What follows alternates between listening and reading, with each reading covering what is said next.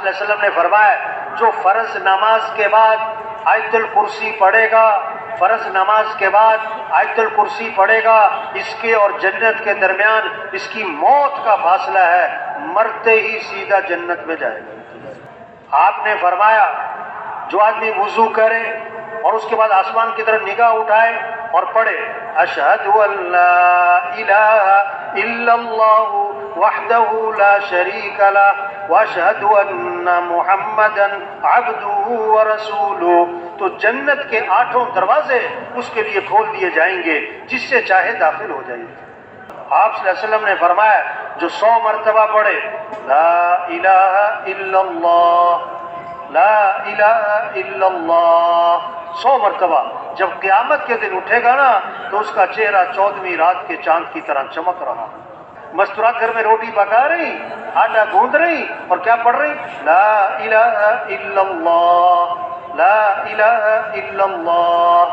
آپ صلی اللہ علیہ وسلم نے فرمایا کیسی خوبصورت حدیث ہے، کلمتانی خفیفتانی علی اللسانی ثقیلتانی فی المیزانی حبیبتانی الی الرحمن سبحان اللہ وبحمدہ سبحان اللہ العظیم۔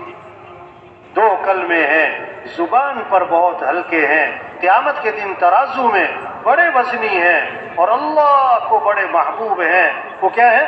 سبحان اللہ وبحمدہ سبحان اللہ العظیم۔ ہمارا مزدور مزدوری کر رہا اور کیا پڑھ رہا؟ سبحان اللہ وبحمدہ سبحان اللہ العظیم۔ گاڑی چلا رہا ہے اور کیا پڑھتا جا رہا ہے؟ سبحان اللہ وبحمدہ سبحان اللہ العظیم۔ بچے اسکول جا رہے ہیں، مدرسے جا رہے ہیں، کیا پڑھتے ہوئے جا رہے ہیں؟ سبحان اللہ وبحمدہ سبحان اللہ العظیم۔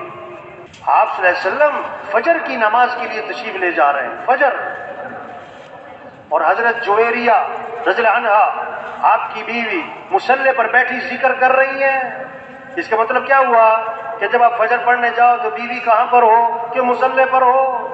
اللہ کے نبی فجر پڑھ کر نہیں آئے، اشراق کے بعد نہیں آئے، حدیث کے الفاظ ہیں بعد ان اضحی، چاشت کے بعد جب سورج میں تیزی آ گئی، کم از کم 2.5-3 گھنٹے کے بعد 2.5-3 گھنٹے کے بعد اللہ کے نبی واپس آئے نا، حضرت جویریہ اسی طرح مصلی پر بیٹھی ذکر کر رہی۔ واہ واہ، اتنا لمبا ذکر یہ کب ہو سکتا ہے؟ جب اللہ سے تعلق ہو، اللہ سے محبت ہو، اللہ کی عظمت ہو، پھر اللہ کا نام لینے میں مزہ آئے گا، پھر حلاوت ہوگی، لذت ہوگی، پھر وقت کا احساس نہیں ہوگا۔ اللہ کے نبی نے پوچھا، دریافت فرمایا جویریہ میں جب سے گیا ہوں اس وقت سے اب تک تم ذکر کر رہی ہو؟ جواب دیا جی ہاں حضور، میں اس وقت سے اب تک ذکر کر رہی ہوں۔ اتنا لمبا ذکر۔ اچھا، اب اللہ کے نبی کو پتا تھا ہم جیسوں نے بھی آنا ہے، ہم نے اتنا لمبا ذکر کوئی نہیں کرنا، تو اللہ کے نبی نے کام آسان کر دیا۔ میں جویریہ، میں نے تمہارے بعد 4 کلمات 3 مرتبہ کہے، اس کا اجر تمہارے صبح سے اب تک کے ذکر سے زیادہ ہے۔ کیا؟ سبحان اللہ وبحمدہ عدد خلقہ ورضا نفسہ وزینۃ عرشہ ومداد کلماتہ۔ سبحان اللہ وبحمدہ عدد خلقہ ورضا نفسہ وزینۃ عرشہ ومداد کلماتہ۔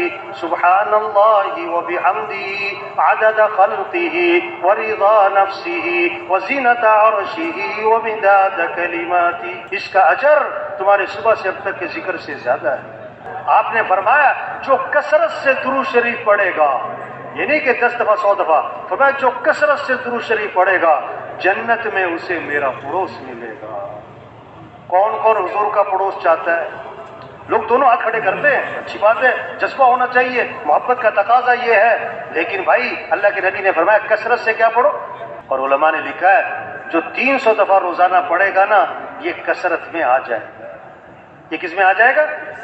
اب چھوٹا سا درود شریف بتاؤں آپ کو، چھوٹا سا، صلی اللہ علی النبی الامی صلی اللہ علی النبی الامی صلی اللہ علی النبی الامی۔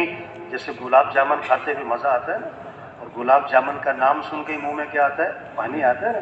تو درود شریف پڑھتے ہوئے کیا ہے؟ مزہ. آپ صلی اللہ علیہ وسلم نے فرمایا جو ایک مرتبہ درود شریف پڑھے گا اللہ کی 10 رحمتیں اس پر نازل ہوں گی, 10 گنا اس کے بعد 10 نیکیاں لکھی جائیں گی, 10 درجے بلند ہو جائیں گے. واہ واہ. ایک عجیب قصہ ہے. ایک صحابی آئے, عرض کی اللہ کے رسول میں نے ذکر کا وقت طے کیا ہے, ذکر کا دعا کا وقت طے کیا ہے, اتنا وقت مجھے ذکر کرنا ہے. جیسے آج وقت ہوتا نا, یہ میرے گھر کا وقت, یہ میرے فلاں کا وقت, یہ جم کا وقت, یہ کلب کا وقت, یہ کھیل کا وقت. ٹھیک ہے بھائی, ذکر کا وقت بھی تو ہو, تلاوت کا وقت بھی تو ہو, مسجد کا وقت بھی تو ہو, قرآن کا وقت بھی تو ہو, تبلیغ کا وقت بھی تو ہو. حضور میں نے ذکر کا وقت طے کیا ہے, اس میں سے کتنا وقت میں درود شریف کو دے دوں؟ پھر خود ہی کہا حضور 1/4 وقت درود شریف کو دے دیتا ہوں, باقی جو ہے دوسرے اعمال اذکار کروں. آپ نے فرمایا ٹھیک ہے لیکن درود شریف زیادہ کر لو تو بہتر. عرض کیا حضور 1/3 وقت درود شریف کو دیتا ہوں, باقی 2/3 دوسرے اعمال. فرمایا ٹھیک ہے لیکن درود شریف زیادہ کر لو تو بہتر ہے. میں کہا اچھا میں آدھا وقت درود شریف کو دیتا ہوں, آدھا وقت باقی اذکار. فرمایا ٹھیک ہے لیکن درود شریف اور زیادہ کر لو تو بہتر ہے. میں نے کہا اچھا حضور میں 2/3 وقت درود شریف کو دیتا ہوں, 2/3 وقت درود شریف کو دیتا ہوں, باقی دوسرے اذکار. آپ نے فرمایا ٹھیک ہے لیکن درود شریف اور زیادہ کر لو تو بہتر ہے. میں نے کہا اچھا پھر میں ایسا کرتا ہوں میں سارا وقت درود شریف کو دیتا ہوں, میں درود شریف ہی پڑھتا رہوں گا. اللہ کے نبی نے فرمایا اذن تکفا ہمکا ویغفر ذنبکا, اگر تم ایسا کرو گے نا تمہاری ساری پریشانیاں دور کر دی جائیں گی اور تمہارے سارے گناہوں کو معاف کر دیا جائے گا. آپ نے فرمایا جو کثرت سے استغفار کرے گا اللہ ہر تنگی سے اسے نکالے گا, پریشانیوں سے بچائے گا, اللہ وہاں سے رزق دے گا جہاں سے وہم و گمان بھی نہیں, اللہ وہاں سے کام بنائے گا جہاں سے وہم و گمان نہیں. استغفار پر وعدہ ہے لولا تستغفرون اللہ لعلکم ترحمون. اور استغفار کیوں نہیں کرتے؟ اللہ کی رحمتیں آئیں گی. وما كان الله ليعذبهم وأنت فيهم وما كان الله معذبهم وهم يستغفرون. اگر آپ ان میں موجود ہیں نا, اللہ فرما رہے ہیں ان پر عذاب نہیں آئے گا. اگر آپ چلے گئے تو جب تک یہ استغفار کرتے رہیں گے ان پر عذاب نہیں آئے گا. امام احمد بن حنبل رحمۃ اللہ علیہ کے بارے میں آتا ہے کہیں سفر میں تھے, سفر میں نا رات ہو گئی, مسجد میں نماز پڑھی عشاء کی, ارادہ کیا رات یہاں گزار لوں. انہوں نے کہا بھی مسجد بند کرنی ہے, مسجد سے باہر نکل جاؤ سارے. ٹھیک, انہوں نے کہا بھی میں مسافر آدمی ہوں, رات ٹھہرنا ہے. کہ نہیں اجازت نہیں ہے. اپنا تعارف نہیں کروا. ایک آدمی وہ سن رہا تھا, تو نے کہا بھی یہ کوئی بڑے بزرگ آدمی لگتے ہیں, اب میرے ساتھ چلو, اب میرے گھر میں رہ جاؤ. ساتھ لے گیا. اب وہ آٹا گوند روٹیاں پکاتا تھا, وہ تندور کا کام, آٹا گوند رہا ہے استغفر اللہ استغفر اللہ, روٹی پکا رہا ہے استغفر اللہ, لیٹ رہا ہے استغفر اللہ, اٹھ رہا ہے استغفر اللہ استغفر اللہ. بڑی استغفار. امام صاحب بڑے حیران, یہ اتنا استغفار کرتا ہے.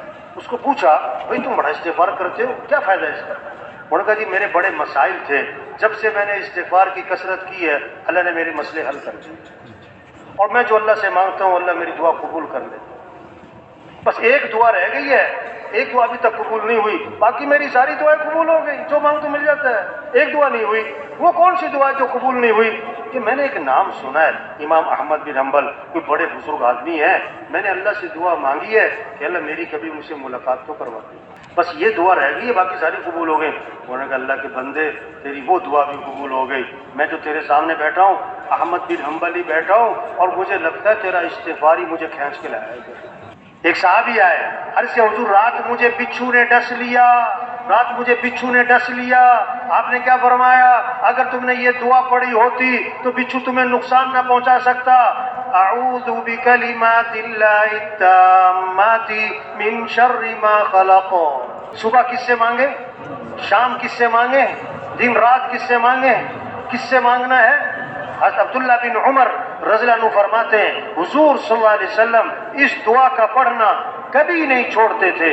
جس دعا کو اللہ کے نبی کبھی نہ چھوڑتے ہوں، آگے فرماتے ہیں نہ صبح چھوڑتے تھے نہ شام چھوڑتے تھے، وہ دعا کتنی عام ہوگی. کیا؟ اللہم انی اسألک العافیۃ فی الدنیا والآخرہ. اللهم إني أسألك العفو والعافية في ديني ودنياي وأهلي ومالي. اللهم استر عوراتي وآمن روعاتي. اللهم احفظني من بين يدي ومن خلفي وعن يميني وعن شمالي ومن فوقي وأعوذ بعظمتك أن أغتال من تحتي. اللہ کے نبی اس دعا کو نہ صبح چھوڑتے تھے نہ شام چھوڑتے تھے. اس پر آنا ہے، اس پر سب کو لانا ہے. ہم دعاؤں کا اہتمام کریں. صبح آنکھ کھلی ہے، آنکھ کھلتے ہی ہمارا ڈاکٹر صاحب، ہمارا وکیل صاحب، ہمارا جج صاحب، ہمارا مزدور صاحب، ہمارا ریڑھی والا، ہمارا زمیندار، ہمارا جھونپڑے والا، ہمارا محل والا، آنکھ کھلتے ہی کیا کہے؟